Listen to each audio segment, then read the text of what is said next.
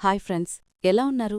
కొంతమంది మాటలు వింటే కిక్కొస్తుంది, కొంతమంది మాటలు వింటే చాలా డీప్గా అనిపిస్తుంది, ఇంకొంతమంది మాటలు భలే చెప్పాడు కదా అని అనిపిస్తుంది.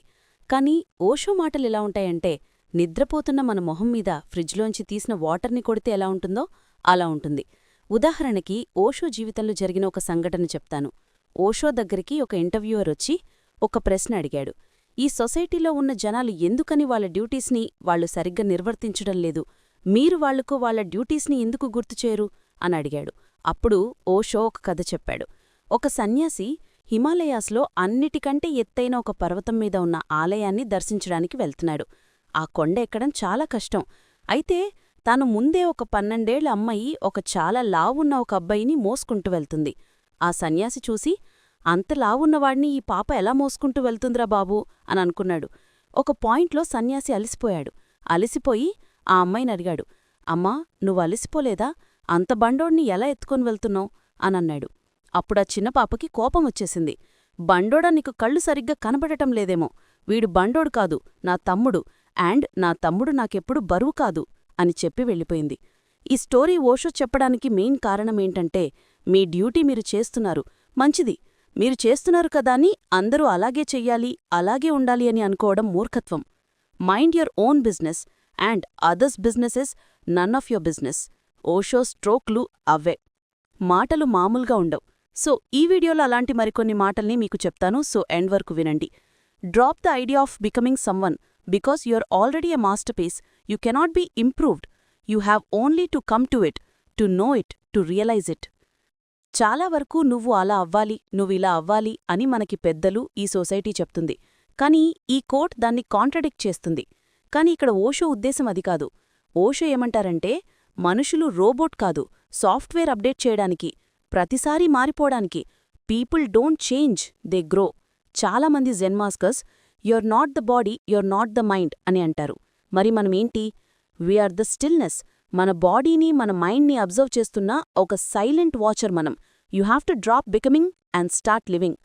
ఏదో అవ్వాలి అనే ఆలోచన్ని వదిలేసి, ఇప్పుడు ఈ క్షణం బ్రతకాలనే ఆలోచన్ని మనం ఎంటర్టైన్ చేయాలి. ఒక రోజా పువ్వు విత్తనాల్లాంటి వాళ్లం మనం. అందమైన రోజా పువ్వు మొక్కగా ఎదగాలి అంటే దానికి అలాంటి సిచ్యువేషన్స్ ఉండేలా చూడాలి. వాటర్, మంచి లైట్ ఇవన్నీ ఉంటే ఆర్గానిక్గా అదే గ్రో అవుతుంది. అలాగే మనకి మంచి వాతావరణం ఉండేలా చూసుకుంటే మనం కూడా ఆర్గానిక్గా గ్రో అవుతాం. ఇది ఓషో మాట. I live my life based on 2 principles. 1. I live as if today was my last day on earth. I live today as if I'm going to live forever. మనకంటూ ఈ భూమ్మీద ఇదే ఆఖరి రోజు అయితే ఎలా బ్రతుకుతాం?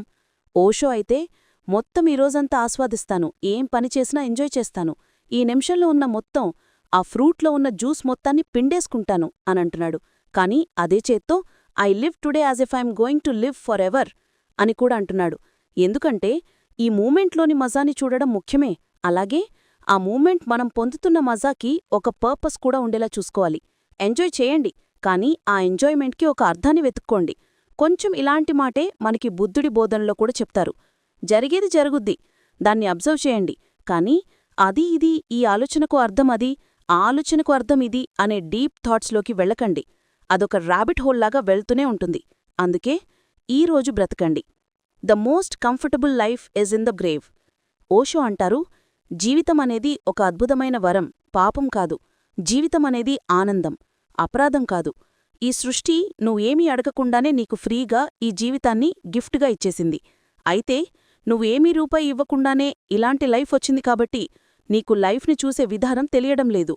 కంఫర్టబుల్గా, కన్వీనియంట్గా ఏదైనా మనకి ఫ్రీగా చేతిలోకి వచ్చేస్తే మనం దానికి వాల్యూ ఇవ్వం.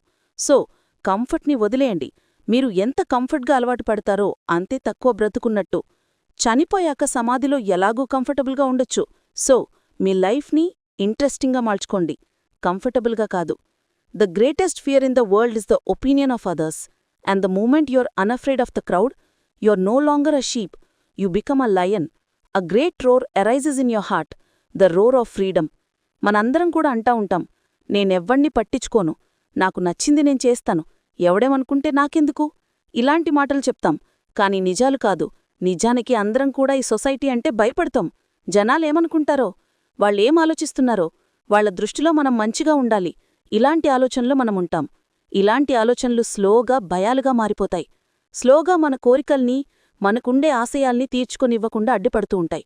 రిస్క్ తీసుకునే ఆలోచన లేకుండా చేస్తాయి.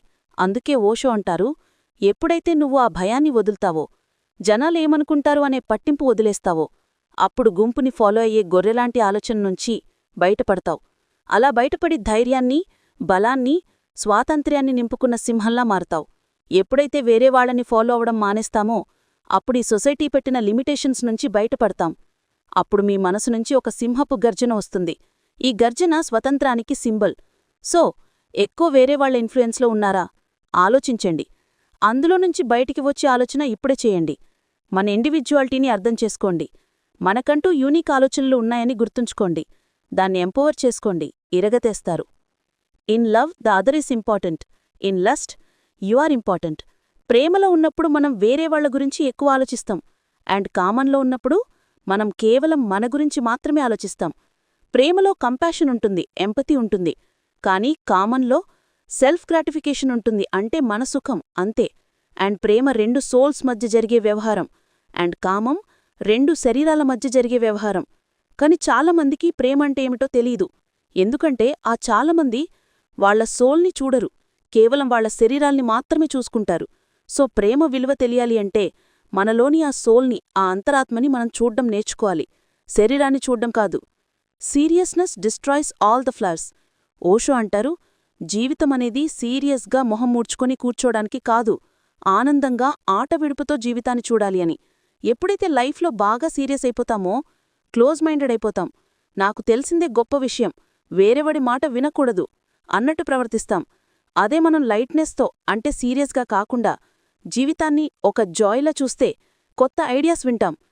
ఎలా అయితే భూమి సారవంతంగా ఉంటే మొక్కలు, పువ్వులొస్తాయో, అలాగే మన మైండ్ కూడా టైట్గా, సీరియస్గా కాకుండా లైట్గా, హ్యాపీగా ఉంటే మంచి ఆలోచనలొస్తాయి, క్రియేటివ్గా మారతాం. Whatever you feel you become it. It is your responsibility. ఒప్పుకున్నా లేకపోయినా మనం ఫీలయ్యే ప్రతి అనుభూతి, ప్రతిదానికి మనమే కర్తలం. మనం ఎక్స్పీరియన్స్ అయ్యే విషయాలు, ఎమోషన్స్ అన్నీ కూడా ఈ ప్రపంచాన్ని మనం ఎలా చూడాలో డిసైడ్ చేస్తాయి. మన బిహేవియర్ని, సమాజంలో మన నడవడికను ఇవే డిసైడ్ చేస్తాయి. మన ఫీలింగ్స్కి మనమే కర్తలం. అండ్ వాటి కర్మని మనం రోజు మోస్తుంటాం. అలాగే మరి మనం ఎలాగే కర్తలం అండ్ మనమే కర్మను మోస్తున్నామంటే వాటి రెస్పాన్సిబిలిటీని తీసుకునే ధైర్యం కూడా మనకుండాలి. మనకొచ్చి ఎమోషన్స్ని మనమే మేనేజ్ చేసుకోవడం నేర్చుకోవాలి. డెఫినెట్లీ కొన్ని ఎమోషన్స్ని కంట్రోల్ చేయలేం, కానీ మనం వాటి వల్ల ఎలా రియాక్ట్ అవుతున్నాము అనేది కంట్రోల్ చేయగలం. సో మీకు జరిగే ప్రతి విషయాన్ని ఎరగనివ్వండి. మీ రెస్పాన్సిబిలిటీ మీరే తీసుకోండి. Creativity is the greatest rebellion. ఒక గుంపుతో ప్రయాణం చేస్తే క్రియేటివిటీ అనేది రావడం అసాధ్యం. ఎక్కువ మంది జనాలతో కలిసిపోయి ఉంటే మీడియాకర్గా ఉండిపోతాం. మనలో ఉన్న క్రియేటివిటీ కూడా చనిపోతుంది. సో వైవిధ్యంగా ఆలోచించాలంటే రెబెల్ అవ్వాలి. మనకంటూ ఒక క్లోజ్డ్ గ్రూప్ ఆఫ్ ఫ్రెండ్స్ ఉండాలి. బ్యూటీని అప్రిషియేట్ చేయాలి. మన లైఫ్లో మనకి నచ్చిన ఒక విషయం మీద మాస్టరీ చేయాలి. ఈ విషయాలు మనల్ని మాస్ వించి వేరు చేస్తాయి. ఎప్పుడైతే క్రియేటివ్గా ఉంటామో మీ ఎగ్జిస్టెన్స్కి, మీ ఉనికికి కూడా అసలైన అర్థం తెలుస్తుంది. No way to go, nothing to do, no one to become, living in the present. ప్రస్తుతంలో జీవించడం ఎంత గొప్పదో ఇక్కడ ఓషో చెప్తున్నారు. మీరేం చేస్తున్నా గతాన్ని మీ మనసుని కదిలించనివ్వకండి. భవిష్యత్తు మీద ఆందోళన చెందకండి. ఎందుకంటే గతమిక లేదు మరియు భవిష్యత్తు ఇంకా రాలేదు. కాని మనం ఊహలలో, అబద్ధాల్లో విహరిస్తాం. అందుకే ఓషో అంటారు, జ్ఞాపకాల్లో జీవించడం, ఊహల్లో జీవించడం అంటే అస్తిత్వం లేని దానిలో జీవించడం. అస్తిత్వం లేనిది అంటే నాన్ ఎగ్జిస్టెంట్, అంటే ఒక అబద్ధం అనుకోవచ్చు, ఆ అబద్ధంలో జీవిస్తున్నామని. అండ్ మీరు అస్తిత్వం లేని దానిలో జీవిస్తున్నప్పుడు అస్తిత్వం ఉన్నదానిని మీరు కోల్పోతున్నారు, అంటే నిజాన్ని. ప్రస్తుతం ఏదైతే నిజమో దాన్ని కోల్పోతున్నాం. అండ్ ఇలా జరిగినప్పుడు సహజంగానే మీరు దుఃఖిస్తారు. ఎందుకంటే మీరు మీ మొత్తం జీవితాన్నే కోల్పోతున్నారు. సో జీవితాన్ని కోల్పోకూడదు, మనం దుఃఖించకూడదు, డిప్రెషన్లోకి వెళ్లకూడదు అంటే ఒకటే మార్గం, లివ్ ఇన్ ప్రెజెంట్. ఈ నిమిషం బ్రతకండి. ఈ నిమిషం ఏం చేయాలో అది చేసుకుంటూ వెళ్ళండి చాలు. You may be gone, but the way you lived will go on creating its own vibrations, and they will remind the people of the future with gratitude that they are inheritors of a great planet and of a great race of human beings. మీ జీవితం ఒక అమూల్యమైన కావ్యం. మీరు తీసుకునే ప్రతి action, ప్రతి చర్య, ప్రతి ఆలోచన విశ్వంలో శాశ్వత ముద్ర వేస్తుంది. మీరు కేవలం ఒక వ్యక్తి కాదు, మీరు గతానికి, వర్తమానానికి భవిష్యత్తుకి వారధగా నిలుస్తున్నారు. మీ ప్రేమ, కరుణ, సాహసం మానవజాతి జీవన నదిగా ప్రవహిస్తుంది. మీ జీవితాన్ని ఆదర్శంగా మలచండి. మీరు లేకపోయినా మీరు బ్రతికిన విధానం భవిష్యత్తును వెలిగిస్తుంది.